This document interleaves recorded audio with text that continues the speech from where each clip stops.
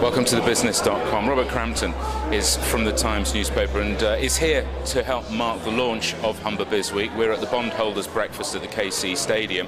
The theme of this week, Robert, is my vision for Hull. How much do you know about this part of the world? I know a lot about it. I wasn't born here, but my family moved here when we were 6, so I was educated here. Went to Wolferton School in Willoughby. And lived here until I went off to university. Still come back a lot because my mum and dad still live here.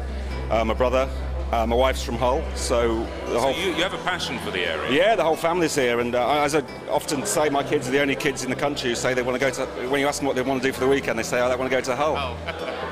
What about the theme of this whole the business week? I mean, it's grown into a really very large organised event. How important is it for a community like this to have this sort of event? It's massively important. I mean, the more business, I mean, that you can get, that you can attract to Hull and grow the businesses that are already here. It's everything.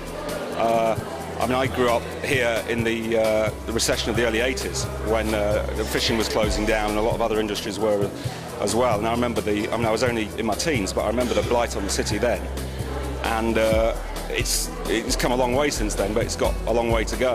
And it's a great city, and the more businesses that we can attract to Hull, the better. Does it still have that geographical problem? You know, you work in London, the people in the south think Hull's at the end of the road. Why do I need to go there other than to go on a ferry? You can view it as a problem or you can view it as a benefit. I mean, it is where it is. You can't move it. You can make better links to it. Or I think the links are actually not too bad. The Hull trains has made a huge difference.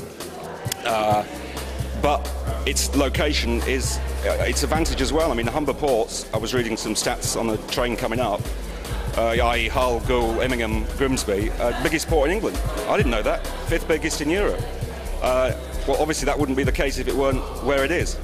So that's what you've got to build on, and I don't think Siemens would be talking about coming here. I don't think BP would be here. Centrica, all these other, really big firms, they wouldn't be here unless Hull was where it was. So what does it need to do? What does the business community need to do? We rely increasingly now on the private sector. The public sector money just isn't there anymore. That's right. What does the private sector need to do?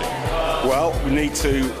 Hull's got an image problem. There's no doubt about that. I mean, I work in the media, and when the subject of Hull comes up, people are not as negative as we might assume that they are.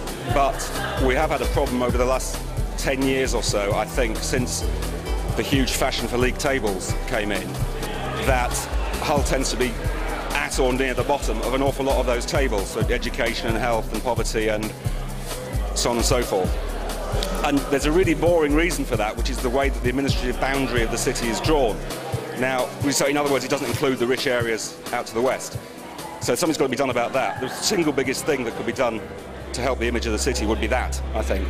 Also, you've got to build your own image. You've got to build on what's there and build something fresh. You can say, yes, we're not doing so well in that respect, but saying in terms of cost of living, cheapest housing in the country, I believe, 40% cheaper than national average. So in terms of attracting business people to come here, who might say, oh, actually, I don't want to uproot my family and go and live in Hull, that's not a bad place to start selling. You're going to get a nice quality of life. I mean, my relatives here, thinking of my brother-in-law in particular, who runs a garage in Little Wheaton, he has an amazing quality of life. His disposable income is really high. I mean, his quality of life is probably as good as mine, but, I'm having to work twice as hard to get there, just because of the cost of living in London. So that's a big sell, in my view. So, it's not your classic grim northern industrial city. It's a nice city with great access to countryside, lots of space. You can get around it very quickly. You've got to you've got to turn these things. Hull's got to sell itself. It's got to turn these things to its advantage. And what Hull is not very good at is selling itself, because people in this part of the world, and it's one of their nice attributes, are not given to what they would see as boasting. I mean, when I first went down south, I couldn't believe what people were like in terms of talking about themselves. And then I realised that is kind of what you had to do.